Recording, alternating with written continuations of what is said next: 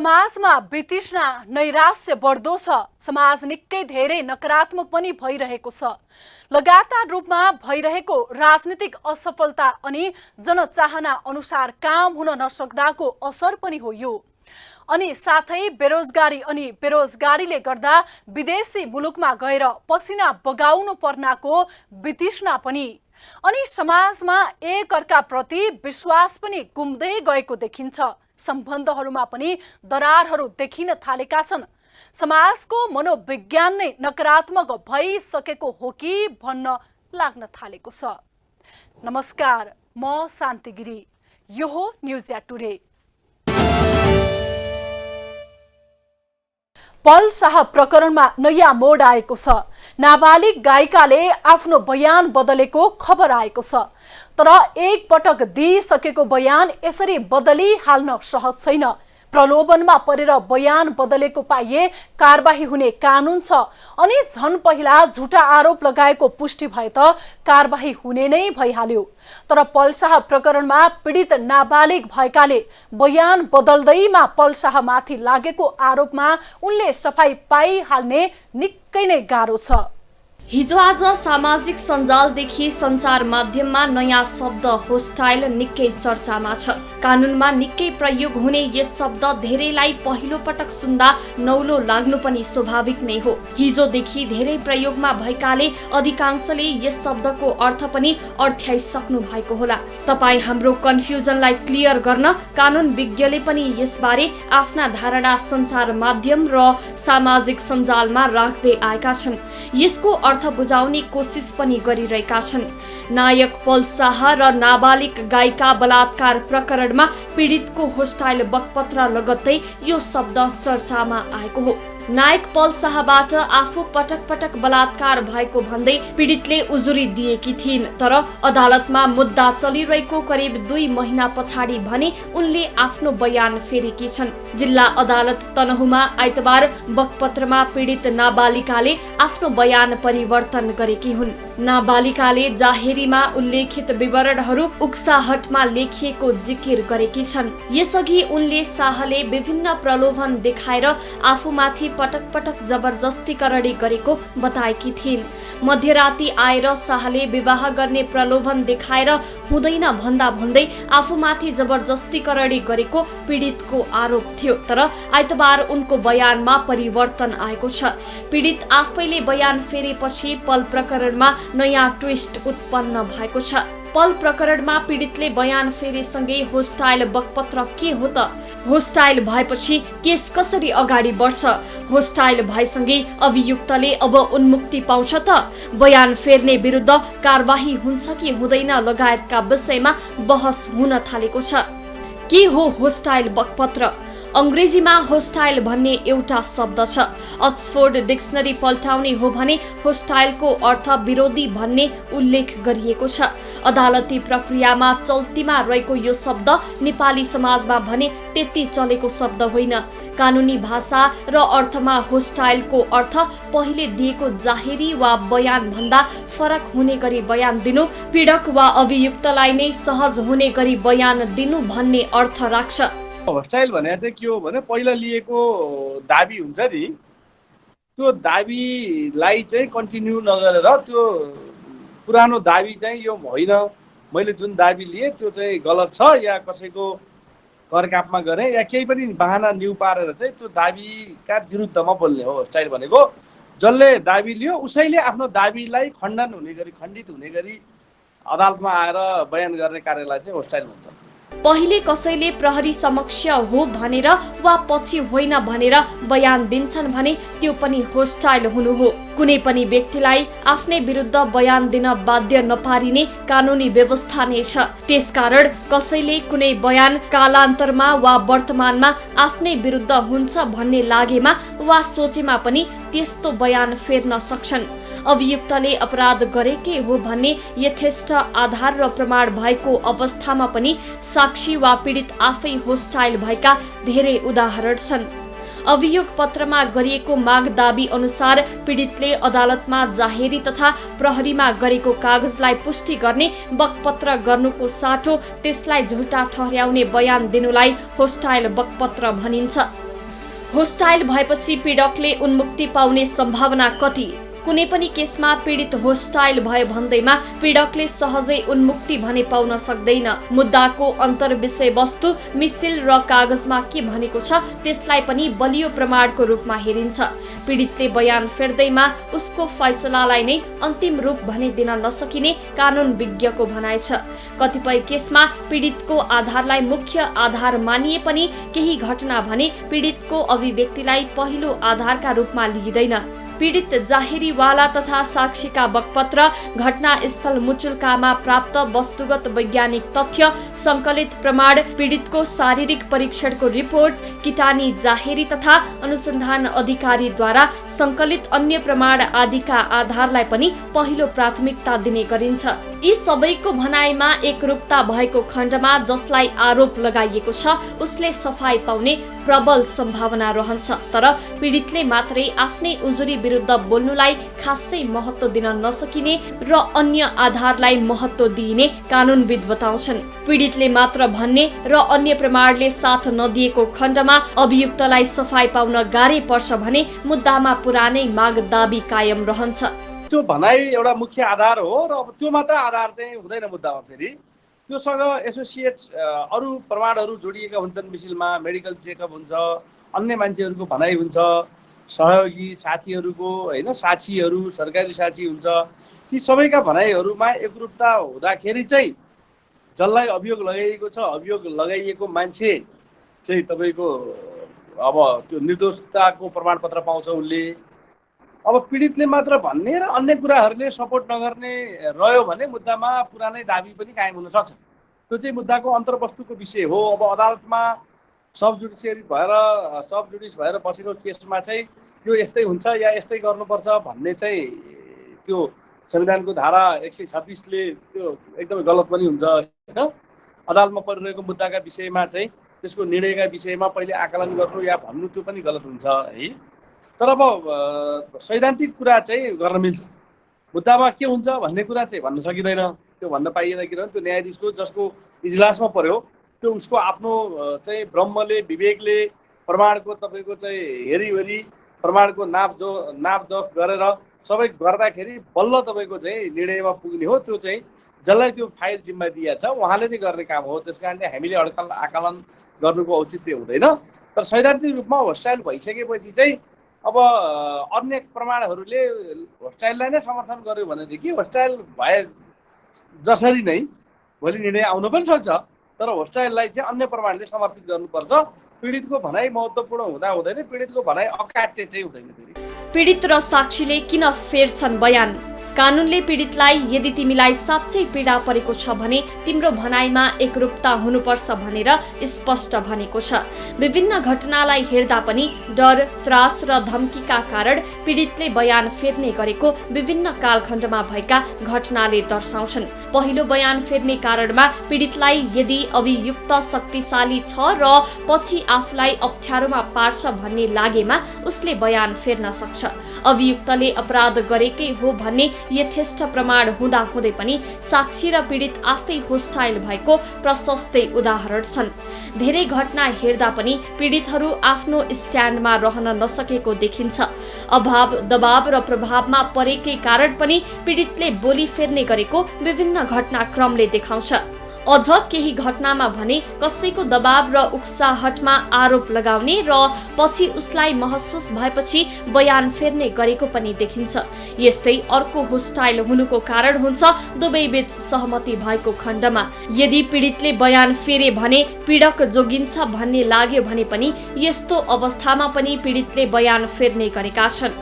पीडा बोकेर आएका धेरै मान्छेहरूको मुद्दा हामीले पीडितका पक्षबाट लडेका छौँ एउटा मानवाधिकारवादी वकिलका हैसियतले। त्यो लड्दाखेरि चाहिँ तपाईँको पीडितहरू चाहिँ प्राय जसो आफ्नो ठाउँमा स्ट्यान्ड बाई या स्थिर हुन सकेको देखिँदैन आफ्नो भनाइमा। किनभने पीडितको तपाईँको चाहिँ धेरै कुराको समस्या हुन्छन्। पीडकको के हुन्छ भने तपाईँको उम्किने मात्र उपाय हुन्छ, अरू बाँकी कुरामा उसले छलफल गर्न परेन। तर पीडितको हकमा चाहिँ धेरै कुराको समस्या हुन्छ। धेरै कुराहरूले उसलाई चाहिँ प्रेसराइज गर्छ, समाजले गर्छ, कसले गर्छ। त्यस कारणले पीडितहरू चाहिँ आफ्नो स्ट्यान्डमा बस्न सकेको या आफ्नो भनाइमा एकरूपता कायम गर्न सकेको चाहिँ देखिँदैन। बयान फेर्नेलाई के सजाय हुन्छ? कसैले जबरजस्ती करणीमा झुटा उजुरी दिएको खण्डमा कानूनले कारबाहीको व्यवस्था गरेको छ। मुलुकी फौजदारी कार्यविधि संहिता 2074ले पछि बयान फेरेमा त्यस्तो व्यक्तिलाई समेत सजाय हुन सक्ने कुरा उल्लेख गरेको छ। संहिताको दफा 44 र त्यसको उपदफा 2 मा यस्तो लेखिएको छ, घटनामा होस्टाइल बकपत्र गरेको ठहर भएको खण्डमा 3 महिना जेल सजाय र 5000 जरिवानाको व्यवस्था छ। तर हालसालै नेपालको सुदूरपश्चिम प्रदेशको अछाम जिल्लामा बलात्कारको घटनामा होस्टाइल बकपत्र गरेकै कारण एक महिलालाई 3 वर्ष 3 महिना जेल सजाय सुनाइयो। पहिलो साक्षी वा पीडित होस्टाइल भए पनि प्राप्त प्रमाणबाट अपराध भएको वा कसुरदार देखिएको खण्डमा सजायको फैसला भएको नजिरहरू पनि छन्। नियतवश वा लाभ लिएर होस्टाइल भएको देखिएमा होस्टाइल हुने व्यक्तिलाई पनि सजाय दिने व्यवस्था कानूनमा छ। पीडित संरक्षण ऐन फितलो। संविधानले पीडितको अधिकार भनेर मौलिक हक अधिकारमै राखेको छ, तर पनि पीडितलाई भने अझै संरक्षण गर्न सकिएको छैन।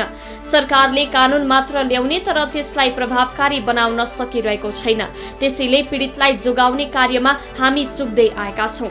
पीडितले आफ्नो भनाई आफ्नै खण्डित गरेको खण्डमा यसलाई सो इच्छाले होस्टाइल भएको बुझ्नुपर्छ।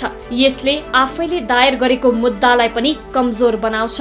यो व्यवस्था कानूनमा पनि उपलब्ध छ, तर व्यवहारमा साक्षी वा पीडितको सुरक्षाको व्यवस्था नहुने र क्षतिपूर्ति पनि नपाउने हुँदा जे हुनु भइहाल्यो, जोखिम मोल्नु भन्दा केही राहत लिने भन्ने मनसाय पनि पीडितमा देखिने हुँदा होस्टाइलका घटना विशेष गरी बलात्कारको केसमा बढी देखिएको छ। त्यसकारण राज्यले उचित व्यवस्था नगरेसम्म होस्टाइलको सम्भावना रहिरहन्छ।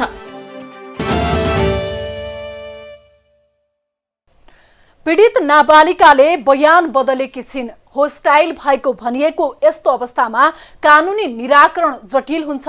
सबैभन्दा ठूलो प्रश्न उठ्छ पीडितलाई संरक्षण दिन नसक्ने राज्य संयन्त्रमा। कुनै पनि महिलालाई पुरुषमाथि आरोप लगाउन सजिलो हुँदैन, त्यो पनि चरित्रसँग जोडिएको मामिलामा त पक्कै सजिलो हुँदैन। अनि अहिलेको मुद्दामा त पीडित नै नाबालिग पीडितलाई कसरी न्याय दिने र न्याय प्राप्ति प्रति कसरी आश्वस्त पार्ने विश्वास दिलाउनु राज्यको दायित्व हो। गत फागुन 11 गते सिने क्षेत्र सम्बन्धित एउटा खबर बाहिर आयो। त्यो खबर सुन्नासाथ धेरैलाई पत्याउने गाह्रो पर्यो। खबर थियो सिने क्षेत्रमा राम्रो छवि स्थापित गरेका नायक पल शाह विरुद्ध जबरजस्तीकरणीको मुद्दा दायर भयो। सिने क्षेत्रकै नाबालिका गायिकाले आफूमाथि नायक शाहले पटक पटक जबरजस्तीकरणी गरेको भन्दै जिल्ला अदालत तनहुमा मुद्दा दायर गरेको खबर एकैछिनमा छ्यापछ्याप्ती भयो। यो खबरले सामाजिक सञ्जाल घोरियो। सञ्चार माध्यममा यो खबर मेन न्यूज नै पर्यो। त्यसबेला मुलुकको सबैभन्दा विवादित विषय एमसीसी निकै सतहमा पुगेको थियो। एमसीसी को विषयलाई पनि यस विषयले ओझेलमा पार्यो। एमसीसी को विरोधमा सडकमा उत्रिएका जनता पनि नायक पल शाहको प्रकरणमा केही दिन भुलिए।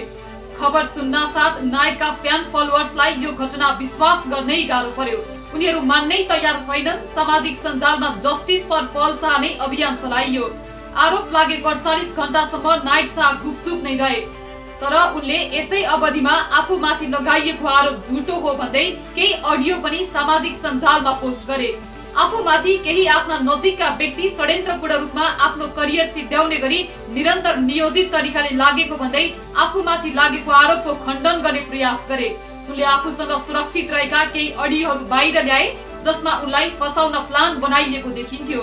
उलाई सहज र अपनाउँछ भने पललाई पनि जहिले सपोर्ट गर्ने, यही नाता सम्बन्ध दाइभाइको नाता सम्बन्ध झन् राम्रो होस्। यदि उलाई पलले अपनाउँदैन भने पललाई इन्डस्ट्रीबाट झोला बगाएर दाङ पठाइदिने मेरो सिद्धान्त यही हो। तिमीले आफ्नो खुट्टा छोड्नु हुँदैन है, त्यस्तो तिमीलाई चाहिँ बात लाग्छ। मनमा र ब्याक सपोर्टमा बाहिर मात्रै हो, देखाउनेमा कहीँ हामी देख्नुहुन्न, नामै आउँछ कसैको पनि। अहिले यति बेला पाउनु राम्रो छ, सबै कुरा राम्रो छ। देश विदेश सारा विषय हुन्छ जिन्दगी उनले आफूलाई बलियो र निर्दोष साबित गर्नका लागि सामाजिक सञ्जालमा सार्वजनिक गरेका ती प्रमाणले पनि विक्षिप्त उनका शुभचिन्तकलाई केही राहत भने दिएकै थियो। ती प्रमाण आफ्नो सामाजिक सञ्जालमा सार्वजनिक गरेपछि उनी केही समय सम्पर्कमा आउँदैनन्। उनलाई प्रहरीले धेरै खोज्ने प्रयास गर्छ, तर उजुरी दर्ता भएको 48 घण्टासम्म पनि उनलाई प्रहरीले नियन्त्रणमा लिन सक्दैन। उजुरी दर्ता भएको तेस्रो दिन फागुन 15 गते उनी आफै जिल्ला अदालत तनहुमा आत्मसमर्पण गर्छन्। उनी आफै अदालत उपस्थित भएको भन्दै उनको वाहावाही पनि कतिले गरे। कानुनलाई सम्मान गरेको भन्दै उनको पक्षमा समर्थन गर्ने समर्थकले उनीमाथि सहानुभूति पनि दिए। उनलाई पछ्याउँदै उनको रिहाईको माग गर्दै नायक शाहका फ्यान फलोवर्स जिल्ला अदालत तनहु नै पुगे। उनको रिहाईको माग गर्दै जिल्ला अदालत तनहुमा उनका फ्यानहरूले आन्दोलन नै चर्काए। केही दिन लगातार नायक शाहमाथि षड्यन्त्रपूर्ण रूपमा फसाउन खोजिएको भन्दै उनको न्यायको माग गर्दै जिल्ला अदालत तनहु तनावग्रस्त नै बन्यो। अनुसन्धानमा नै प्रभाव पार्न खोजिएको भन्दै प्रहरीले आन्दोलनकारीलाई रोक्यो। प्रहरी र आन्दोलनकारी बीच झडपको स्थिति सृजना भयो।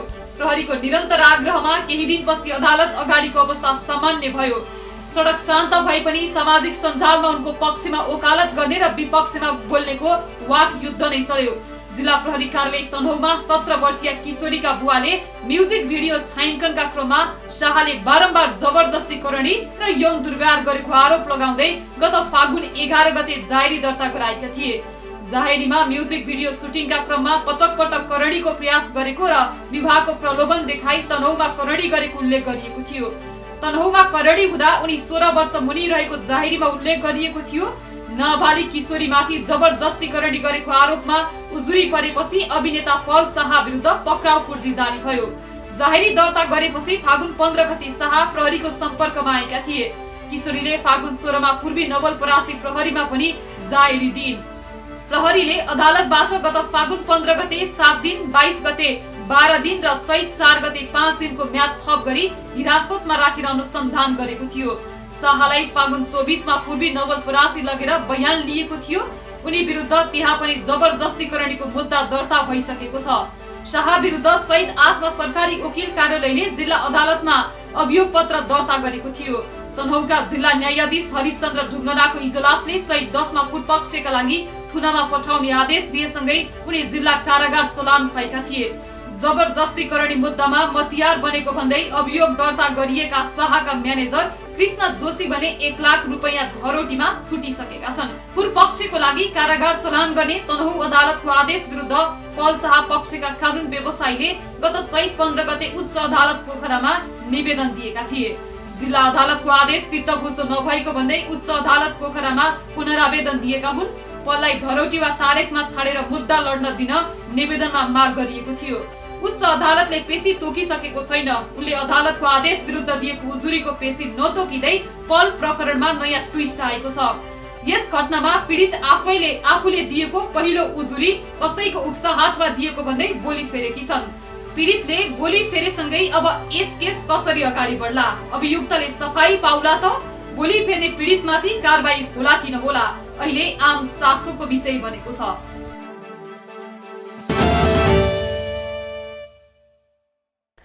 विशेष गरी बलात्कारका केसहरूमा महिला पीडितहरू होस्टाइल हुने गरेका छन्। यसका कारण अनेक हुन सक्छन्। समाजको अघि एउटा बलात्कृतको रूपमा पटक पटक प्रस्तुत भइरहनु पर्ने अवस्था, समाजले हेर्ने दृष्टिकोण र लगातार आचरणमा आउने आक्षेप कसैको लागि पनि सह्य हुँदैन। त्यसमा समाजले दोस्रो दर्जामा हेरेको महिलालाई त सह्य हुने कुरै भएन। कतिपय समय प्रलोभनमा पनि हुन्छ, जसका कारण पीडित होस्टाइल हुने गरेका छन्। महिलाहरूका विरुद्ध हुने सबै किसिमका हिंसाको अन्त्य गर्नका लागि राज्यले कडा खालका कानुनहरू ल्याइरहेको छ। महिलाहरूको पक्षमा वकालत गर्नका लागि बनाएको त्यस्तो कानुनले महिलाहरूलाई नै प्रयोग गरी अरूले आफ्नो अनुकूलतामा प्रयोग गर्न थालेका छन्। पछिल्लो समय बलात्कार अर्थात् जबरजस्ती करणीको घटनामा पनि यस्तो देखिन थालेको छ। सुरुमा जोडतोडका साथ मुद्दा दर्ता गर्ने र पछि पीडित पक्षबाटै वास्तविक कुरा तोडमोड गरी उल्टा बगपत्र अर्थात् होस्टाइल गराउने खालका गतिविधिहरू बढ्दै गएको देखिन्छ। धेरै जसो मुद्दाहरूमा चाहिँ पीडितहरू आफ्नो स्थानमा उभिन सकेको देखिँदैन। त्यसमा दुईटा कारण हुन सक्छ के। एउटा चाहिँ अब कुनै पनि हदले मान्छे पीडित प्रभावित हुन सक्छ, किनभने पीडित त सधैँ कमजोर हुन्छ नि त। त्यो चाहिँ तपाईँको अभाव दबाव र प्रभावमा परे हुनसक्छ। केही कुरा उसलाई अभाव भएको हुन्छ, कहीँबाट दबाव भएको हुनसक्छ, कुनै कुराको प्रभावमा परे हुनसक्छ। त्यो पनि हुनसक्छ। एउटा आशंकित हो, कसैलाई फेरि तैँले अभाव दबावमा पारिस् भनेर भन्न खोजेको होइन। त्यो पनि हुनसक्छ। एउटा चाहिँ कतिपय कुराहरूमा चाहिँ अब मान्छेलाई अनर्गल आरोप लगाएको पछि चाहिँ रियलाइज गरेको पनि हुनसक्छ। फेरि या सहमतिमै तपाईँको होइन अब यति भइहाल्यो किन फसाउनु, जे हुनु भइहाल्यो, अब चाहिँ मैले गरेर यो जोगिन्छ भने भन्ने पनि मान्छेको फिलिङ पनि हुनसक्छ। जिल्ला अदालत काठमाडौँमा बलात्कार सम्बन्धी मुद्दाको तथ्याङ्क हेर्दा बलात्कारको घटना बढी नै रहेको देखिन्छ, जसमा अधिकांश मुद्दाहरू बलात्कार ठहरिए पनि हरेक वर्ष बलात्कारका मुद्दाहरूमा महिलाहरू होस्टाइल भएकै कारण दाबी नपुगेको भनेर आरोपितले सफाई पाउने गरेका छन्। महिलाहरूलाई होस्टाइल गराए बलात्कारको मुद्दामा कमजोर बनाउन पीडितका आफन्त, समाज र विपक्षीहरूको भूमिका रहने गरेको छ। अभियोग पत्रमा गरिएको मागदाबी अनुसार पीडितले अदालतमा जाहेरी तथा प्रहरीमा गरेको कागजलाई पुष्टि गर्ने बगपत्र गर्नुको साटो त्यसलाई झुटो ठहर्याउने बयान दिनुलाई होस्टाइल बगपत्र भनिन्छ। अन्य अपराधमा भन्दा बलात्कारकै घटनामा बगपत्र बढी होस्टाइल हुने गरेको पाइन्छ। सभामुख हुँदा संघीय संसद सचिवालयकी एक कर्मचारीलाई बलात्कारको प्रयास गरेको आरोप लागेका कृष्णबहादुर महराले पनि सफाई पाएका थिए। 2076 सालमा संसदको स्वास्थ्य शाखामा कार्यरत एक महिला कर्मचारीले आफूमाथि महराले जबरजस्ती करणीको प्रयास गरेको भन्दै प्रहरीमा जाहेरी दर्ता गरेकी थिइन्। सोही जाहेरीका आधारमा सरकारी वकिलको कार्यालय काठमाडौँले महरा विरुद्ध मुद्दा दर्ता गरेको थियो। मुद्दा दर्तासँगै जाहेरवाला महिलाले बगपत्र परिवर्तन गरेकी थिइन्। उनले प्रहरीमा जाहेरी दिँदा महरा आफ्नो कोठामा पुगेर जबरजस्ती गर्ने प्रयास गरेको, आफूमाथि कुटपिट गरेको उल्लेख गरेकी थिइन्। तर जाहेरी दर्ता गरेको 2 दिनपछि उनले आफूले आवेगमा आएर जाहेरी दर्ता गरेको, महरा आफ्नो कोठामा नआएको बताएकी थिइन्। अदालतमा प्रतिवादी महराले गरेको इन्कारी बयान उनीमाथि आरोप लगाउने महिलाको बगपत्रले पुष्टि गरेकाले अन्य अभियोग प्रमाण नपुगेको अदालतले ठहर गरेको थियो। यस्तै गएको चैत्र 16 गते जिल्ला अदालत अछामले बलात्कार सम्बन्धीको एक मुद्दामा जाहेरी दिने युवतीलाई नै उल्टै जेल पठाउने आदेश दिएको थियो। मुद्दाको सुनवाईका क्रममा किशोरीले अदालतमा आफूमाथि बलात्कार नभएको भन्दै बयान फेरेका आधारमा जिल्ला अदालतले ती किशोरीलाई 3.5 वर्षको जेल सजाय सुनाएको हो। आरोप लागेका 20 वर्षका पुरुषलाई भने अदालतले सफाई दिएको थियो। 2077 साल भदौ 14 गते साल ट्रेडिङका कर्मचारीले आफूलाई जागिर दिने प्रलोभनमा पारी बलात्कार गरेको आरोप लगाउने गरेकी एक महिलाले पनि आफ्नो बयान फेरेको दृष्टान्त रहेको छ। गत वर्ष 2077 असोज 19 गते दाङको घोराई स्थित एक होटलमा आफूलाई सामूहिक बलात्कार गरेको भन्दै स्थानीय एक महिला र एक बालिकाले 3 जना युवा विरुद्ध दिएको उजुरीमा पनि पीडितले बयान फेरेका छन्। प्राप्त प्रमाणको मूल्याङ्कन गर्दा ती 3 जना युवा दोषी देखिएको भन्दै अदालतले पूर्वपक्षका लागि थुनामा पठाउँछ।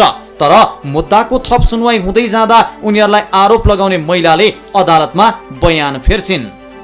18 वर्षभन्दा मुनिका बालबालिकाको हकमा होस्टाइल भए पनि प्राय करणी नै ठहरिएका छन्। यस्ता प्रकृतिका मुद्दाहरूमा महिलाका आफन्त, अभिभावक, आरोपी तथा राजनीतिक समूहबाटै प्रभावित केही व्यक्तिले महिलालाई आफ्नो प्रभाव र अनुकूलतामा पारेर बयान परिवर्तन गर्न होस्टाइल हुन लगाउने गरेको पाइएको छ।